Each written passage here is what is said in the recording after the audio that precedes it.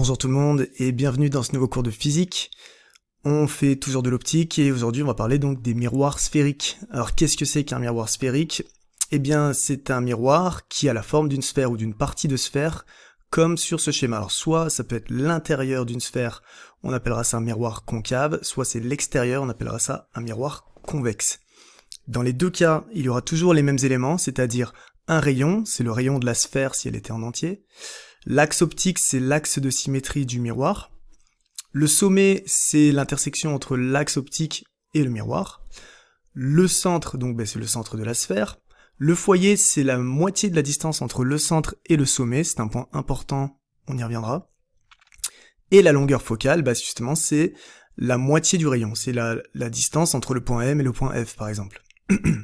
Alors, on va parler des miroirs concaves et convexes, et dans chacun des cas, on va souvent parler de image réelle, image virtuelle. On en a parlé un petit peu avant, mais je le répète ici. Donc une image est réelle si elle peut être vue sur un écran. Donc en général, si elle est du côté réel du miroir. Elle est virtuelle si elle est de l'autre côté du miroir. Par exemple, si on a un miroir concave ici, si on se trouve à gauche et qu'à droite il y a un mur, si l'image se trouve entre nous et le miroir, elle est réelle. Si elle est de l'autre côté, elle est virtuelle. Alors on va commencer tout de suite avec les miroirs concaves.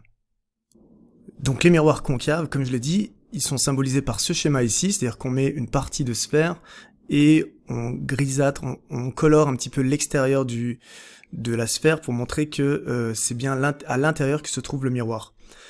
Voilà, donc il aura son centre, son foyer et son sommet. Et on va regarder les propriétés de ces miroirs lorsque des rayons arrivent dessus. Alors, sur la page optique 14, vous avez une liste de plusieurs cas que je vais vous montrer avec une animation tout de suite. Alors, vous voyez que lorsqu'un rayon arrive sur un miroir concave, eh bien, il se réfléchit en suivant la loi de réflexion la plus normale, c'est-à-dire que l'angle incident est le même que l'angle réfléchi, et la normale à la paroi, c'est simplement le rayon du miroir. On peut aussi trouver le rayon réfléchi en utilisant cette technique que je trouve plus difficile à faire, c'est-à-dire en traçant une parallèle, et puis en regardant l'intersection entre une droite perpendiculaire à l'axe optique et le rayon incident. Je trouve ça difficile. Voilà, en tout cas, je vais vous montrer plusieurs animations comme ça. Comme toujours, ce sont des animations qui viennent du site physicologue.net, vous voyez, c'est marqué ici, je vous mettrai le site dans la description. On continue. Alors voici une animation qui vous montre les cas les plus importants de réflexion sur un miroir concave. Premier cas important, lorsque le rayon arrive de façon parallèle à l'axe optique, eh bien il se réfléchit toujours en passant par le point F. A l'inverse, s'il passe par le point F, il va se réfléchir de façon parallèle à l'axe optique. Voyons ce qui se passe lorsque le rayon a une autre inclinaison. Alors, si il passe à une distance de 3 distances focales, il va se réfléchir à une distance de 1,5 distance focale. S'il arrive au point M, il se réfléchit sur lui-même, et inversement, s'il passe par une distance de 1,5 distance focale, il se réfléchira à 3 distances focales. S'il arrive au point focal F, il va se réfléchir de façon perpendiculaire. S'il arrive au sommet, il va se réfléchir avec exactement le même angle que celui par lequel il est arrivé. Ça, c'était les cas les plus importants de réflexion sur les miroirs concaves que vous retrouverez dans le cours sur le PDF. Voilà, si je reviens sur le PDF, vous retrouvez les mêmes cas qu'on vient de voir en animation. Donc là, c'est la loi de la réflexion normale. Le rayon incident, l'angle incident est égal à l'angle réfléchi. Le rayon parallèle qui se réfléchit en passant par le foyer. L'inverse est vrai aussi. Si le rayon incident passe par le foyer, il se réfléchit de façon parallèle à l'axe optique. Et puis s'il passe par le point M, eh bien il se réfléchit sur lui-même puisqu'il est perpendiculaire tout simplement au miroir. Le dernier cas qui était en bas là, qui était caché, c'est lorsque le rayon arrive sur le sommet, eh bien il se réfléchit exactement avec le même angle par rapport à l'axe optique. C'est la loi de la réflexion la plus normale. On va voir ce qui se passe maintenant avec les images des objets. Donc pour en savoir un peu plus sur l'image d'objets dans un miroir sphérique concave, on utilise la formule de Descartes. Je la détaille pas énormément, je démontre pas comment on la trouve parce qu'on va très peu l'utiliser. C'est une formule qui nous permet surtout d'expliquer ce cas que j'ai écrit ici. Lorsqu'un rayon Alors c'est un cas simple, hein. Lorsqu'un rayon passe par on imagine qu'on a un point objet ici, on verra un cas plus tard si l'objet n'est pas ponctuel. S'il a une distance 3 distances focales du miroir, comme on a vu dans l'animation juste avant, si vous vous souvenez, il va se réfléchir à une distance 3 distances focales divisée par 2.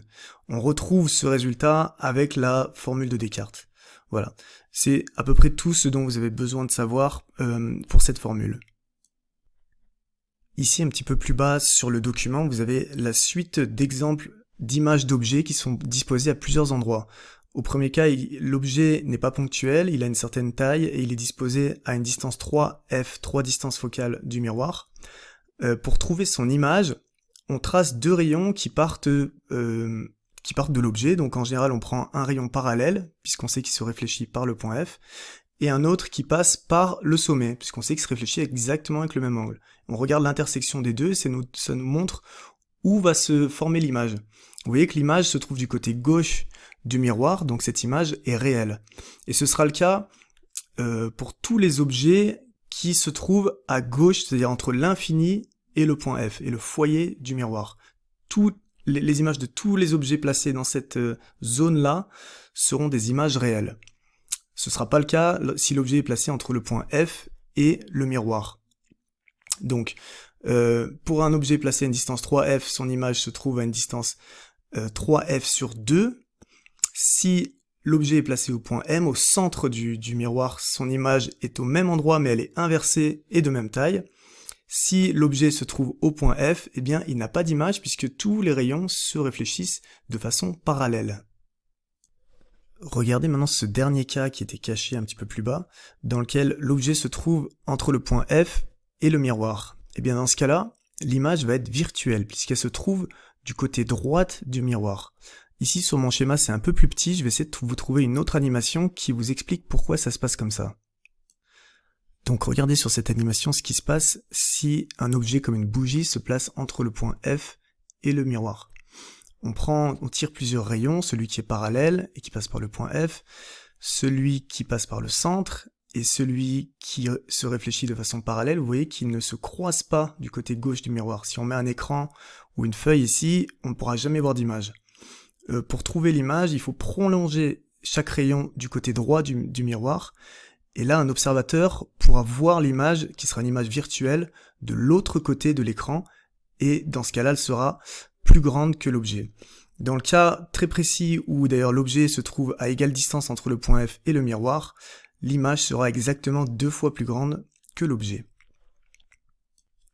Vous avez ensuite un tableau qui répète et qui résume un peu tous les cas différents de position d'objet et de position de l'image pour les miroirs concaves. Donc rappelez-vous que dans tous les cas, sauf deux exceptions, l'image est réelle, le sens est inversé, sauf si l'objet se trouve au point F, il n'y a aucune image, et si l'objet se rapproche encore du miroir, eh bien l'image devient virtuelle et elle est plus grande que l'objet lui-même. Donc ce tableau vous aidera à faire des exercices. Je continue le cours pour parler maintenant des miroirs convexes. Donc c'est l'inverse des miroirs concaves, c'est la partie extérieure d'une sphère qui est réfléchissante. Les rayons arrivent de la gauche sur ce schéma, mais même chose, ils ont un sommet, un foyer et un point M. Et vous verrez que c'est plus facile que les miroirs concaves, il y a moins de cas différents. Alors le cours se poursuit en parlant des réflexions des rayons lumineux sur les miroirs convexes. Donc vous avez plusieurs schémas qui vous expliquent comment ça se passe. Donc ça suit exactement la loi de la réflexion comme pour les miroirs concaves, c'est-à-dire que le rayon, l'angle incident est le même que l'angle réfléchi. Si le rayon arrive de façon perpendiculaire, il se réfléchit de façon perpendiculaire. Je vais vous montrer ça par animation. Il y a ce dernier cas ici sur lequel je reviendrai plus tard, surtout à la fin dans un exercice, qui est que lorsqu'un rayon arrive en coupant l'axe optique et se réfléchit sur un miroir convexe, eh bien sa réflexion peut être prolongée jusqu'au foyer. Voyons une animation. Alors voyons les cas de réflexion les plus classiques. Le rayon qui arrive de façon parallèle au miroir se réfléchit comme s'il venait du point F, le foyer. La règle, toujours la même de 1,5 f et des 3 f, donc ça vaut aussi pour les miroirs convexes. S'il va comme s'il allait vers le point M, il se réfléchit sur lui-même. S'il va vers 1,5 m, il se réfléchit comme s'il venait de 3 f, pardon.